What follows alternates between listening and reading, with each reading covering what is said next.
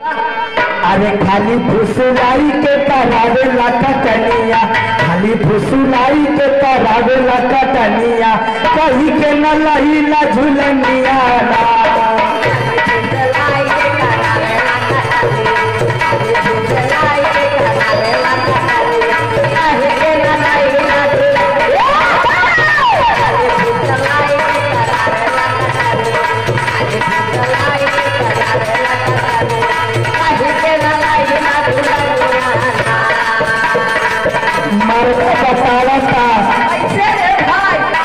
तनी हमारे बात ध्यान से सुनते हम चीजिया भुला आई कि कोरोना लगने के नाते धनवा के रेट बड़ा गिर गई धनवा के भाव तनी बढ़े देबू रनिया, धनवा के भाव तनी बढ़े देबू रनिया, कह के ले आई झुलनिया।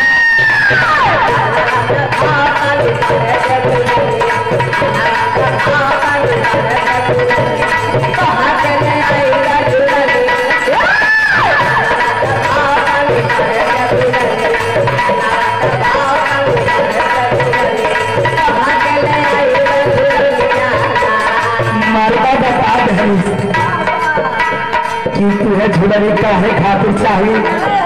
समय मैया का स्थापना होकर चले विचार बा बड़ा सस्ता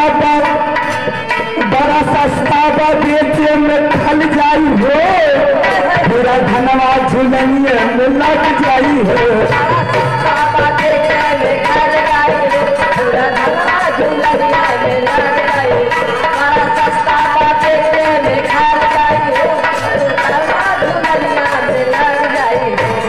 हमसे न चली सैया तोहर न धनिया,